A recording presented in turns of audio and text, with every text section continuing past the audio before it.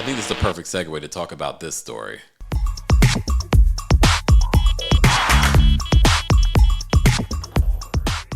We got to talk about Steve Harvey and Shirley Strawberry.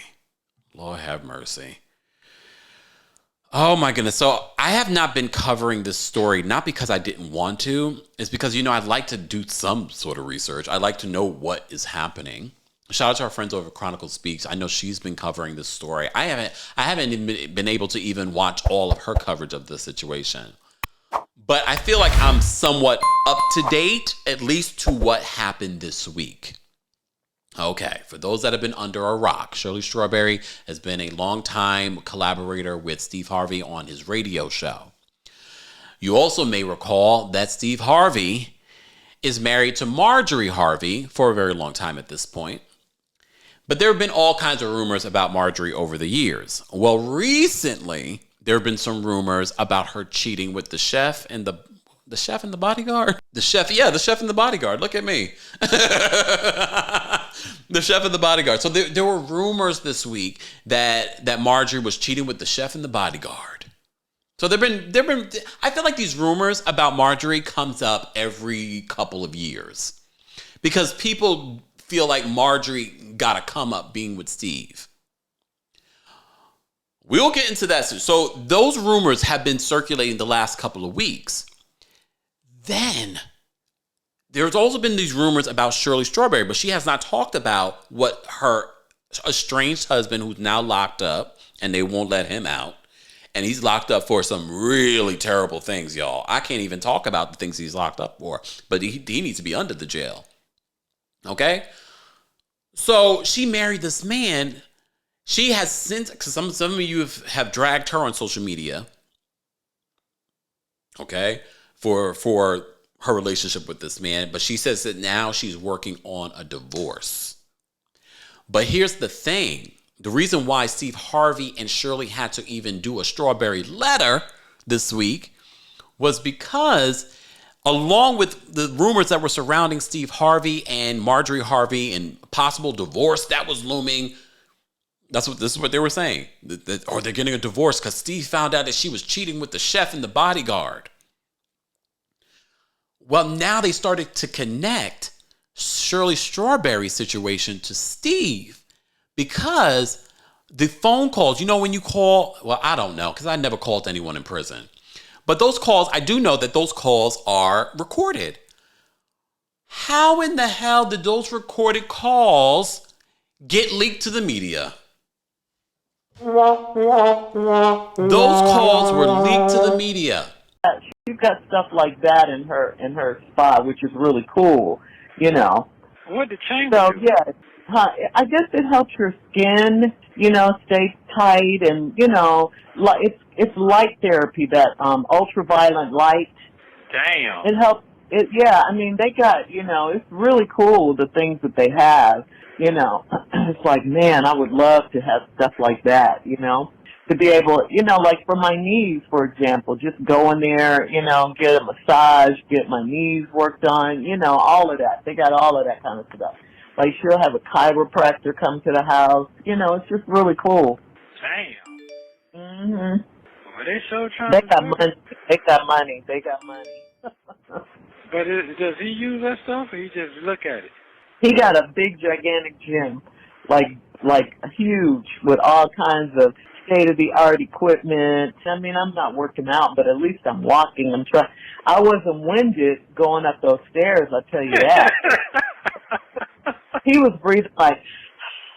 For real? Yes. Okay, all right, okay. Then. He always invites us over there. We don't never go. Wow. Yeah. That's good. Because I don't even know if she's there, and nope. Damn. Wow. She looks at us as the help, You did tell me that. That's not a good feeling. Yeah. Yeah. Wow. Right. And that's, it is what it is. Whatever. Not the help, child. Here's the thing. So those calls were revealed to the blogs between Shirley Strawberry, who is a longtime collaborator with Steve Harvey on their morning show, Those calls were leaked to the blogs. And as you heard, although I don't think there were terrible things, I think the help comment was a little awkward. But Shirley went on a public platform, went on the show, and apologized to Steve. She said as soon as this came out, she called Steve to address it. So they had a whole thing yesterday, a whole strawberry letter about this situation. And Steve forgives Shirley because he says that nobody expects your personal thoughts and phone calls to be leaked or made public. Okay? I think that was very kind of him. I think that was very kind of him to kind of move on, because she was also worried about her job. She needs her job. This situation with Shirley's estranged husband that's in the jail, locked up and never going to let him out. She said at one point during that situation with him, she lost her car. Like she lost everything. She had to move in with friends and family. Like I feel for poor Shirley. She says coming to work has been her solace. So she hasn't had to think about any of this stuff. I felt for her. So she gave a long explanation and apology to Steve and Marjorie. But Steve wanted to address the blogs, black blogs specifically. And he wanted to lay out the timeline. He wanted to set the record straight that Marjorie did not, come here when I was at my best or I had all this money. Oh, well, we'll take a listen. Oh, wait, before we get into that, let's take a listen to Shirley's apology. All right, Steve, I'm going to just start by saying that my estranged husband is in jail. He's been in jail for over a year since about right after the 4th of July of 2022. And recently, some phone calls from last year between he and I were leaked. And on those calls, you hear me saying you were winded going up the stairs at your home, and Marjorie looks at us as the help. And right here and now, I want to apologize to you and Marjorie for what I said. As much as I wish I could, I can't take it back. I can't. I said it, and I want to apologize. It was definitely not me trying to add to what you and Marjorie already have going on in your lives right now. So she goes on, and it's a very lengthy strawberry letter to Steve. I did feel for Shirley in that moment. It takes a lot to come on a public platform and apologize. You don't expect your personal thoughts and phone calls to be made public like that. Because I'm sure you say some things about some of your friends and family that you love dearly that they might not like that you said that. Just saying, and I have to say, literally, Steve owns that, and he's just like, "I'm okay with that. I forgive you."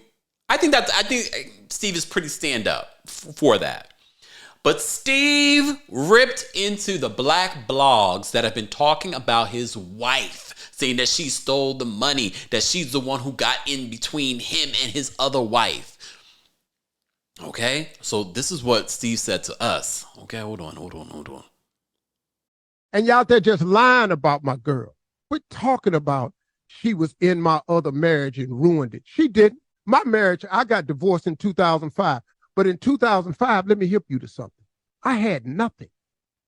I lost the radio show we were on in LA on March 23rd, and I lost the only TV show I had May 10th. May 23rd, I lost the radio show, and May 10th, I lost the TV show. Steve Harvey had no money. Out with Marjorie again, New Year's Eve, met her, talked to her. She was with her kids in Hawaii. We got together in 2006. We had nothing. When I asked her to marry me at the end of 2006, and then she said she wanted to get married in 2007, I told her too soon. I got to get some stuff together.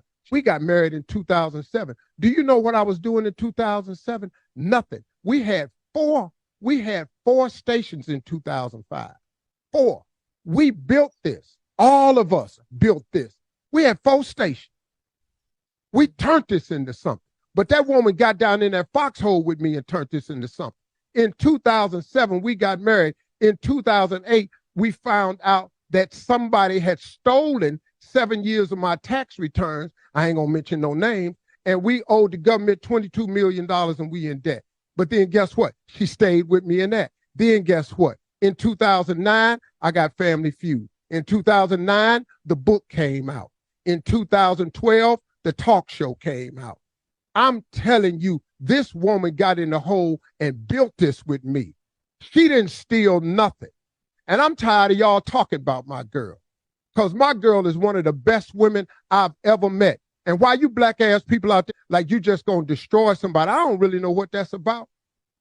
But don't worry about it, because it ain't working. Because all we are now, we are a tighter two-handed circle. Thank you for doing that. And you're not gonna split us up, and we're not going nowhere. And she is none of what you said she is. And she the best chick I know. Not the best chick I know. I appreciated what Steve said in this situation and him laying out the timeline. Not that he needed to say anything to us about the timeline or the status of his relationship. He didn't. But I appreciated that he did. The fact that they were together when he was $22 million in debt to the government and she stood by him. I was like, well, that's all I needed to hear. Not that I need to hear anything. But if you listen to the full Strawberry Letter segment, he really goes in on blogs and the black blogs and things like that. And then he's like, well, this is a real media platform. That's where he lost me for a second. So if you listen to the full episode where he talks about the blogs, and I get it. And here there are plenty of people. Someone just told me on in one of the comments on the Kempire Radio YouTube channel, get a real job. Sis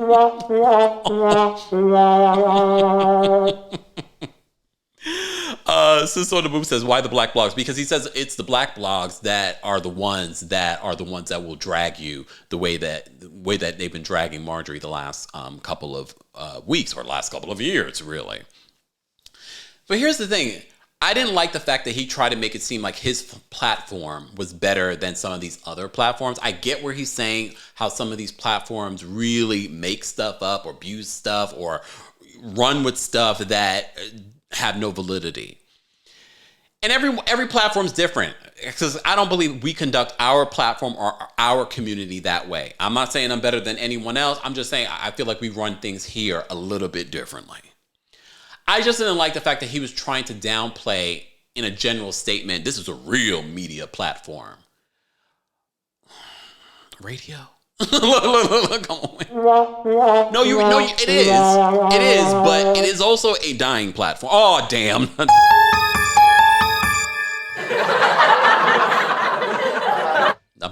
I'm kidding. I'm joking. I'm being facetious. Am I? I just don't like when people try to downplay what a lot of these content creators are doing. I get it. He's mad at the particular ones that have been talking about him and his wife in that situation. It's just part of me is sort of like, don't downplay some of these folks, because some of these folks are doing and hitting numbers that your radio program you wish could hit. Oh, go look at the analytics of some of these other. I'm not even talking about my platform. I'm not talking about my platform. I'm talking about some of these other bigger social media platforms that report on celebrity news or report on these kinds of things or have podcasts. Those numbers are hitting. So I don't like when people like to downplay, oh, you're just a YouTuber or you're just a content creator or blah, blah, blah, blah. And I have no problem with that, because y'all call me all the things. You call me a YouTuber, you call me a TikToker, you call me whatever you want to call me. I'm okay as long as you're calling me. All right, girl. As long as you're calling me. I just didn't love that particular part, because I was just like, yes, you are a respected media platform that people go to. Yes. However, let's not downplay the power of what social media is doing. So much so it came to you, because if these platforms weren't ringing bells, you would have never heard about people talking about your wife or this or that. I'm just saying.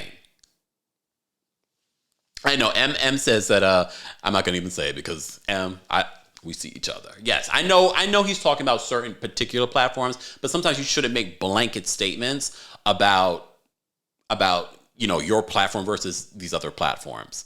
But I get it. He was impassioned. He was upset because of what's been being said about this woman that has stood by his side through it all. Through it all. You bring the lighter, I got the fuse. You make a fire, I'll ask you. Follow my lead.